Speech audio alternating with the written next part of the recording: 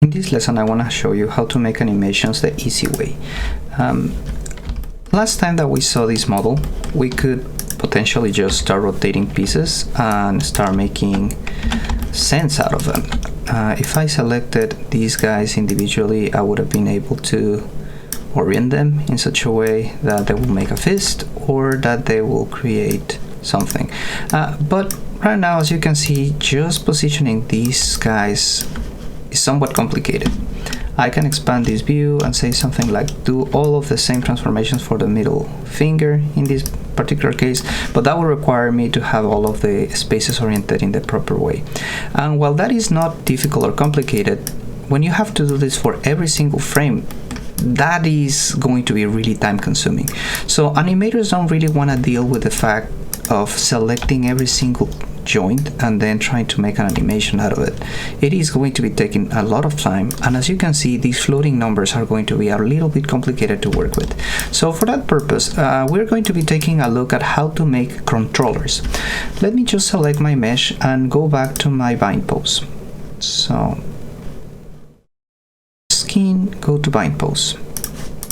Now in this case, another really cool controller is an inverse kinematic chain.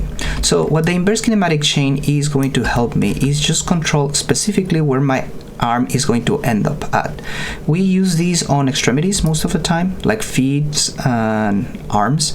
And imagine that you're trying to just lean over a wall. If you try to do that and then you start making the whole body over here kind of move to the side, then you actually have to internally keep control of a lot of orientations in such a way that they are in the specific point that you want. If I make something like this cube, this is the cube that is going to be leaned against my arm, or my arm is going to be leaned against this thing. If my character pushes this way, then I would have to do a lot of individual controller rotations in order to make sure that my arm is still resting against this thing. And the more that I do it, the more there is going to be some jitter inside of my arm just to position or to get onto that position. So what I'm going to be showing you right now is going to be an inverse kinematic chain, which is really simple to do in Maya. Let me go back to my bind pose. In order to make a inverse kinematic chain, there are two types of them. One of them is going to be the direct one, so I just need to go to my skeleton, create IK handle, and I'm just going to click on the options so you can see the two of them. One of them is going to be the single plane solver, and the other one is going to be the rotate plane solver. The rotate plane solver is going to be a little bit more complicated, but I can actually show or point my elbow to a particular location. This one is going to be a little bit more simple to calculate, and I'm going to start with that one. So with that, I'm going to be selecting the wrist, and I'm going to be selecting the back of the arm. Then I'm going to change my thing to move, and with that you get to see that I can position my arm wherever I want in space, and Maya is going to be doing all of the calculations on how the joint is going to be oriented.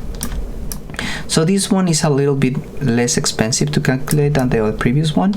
Let's go back to what I had before. I'm going to take that handle. I'm going to be removing them.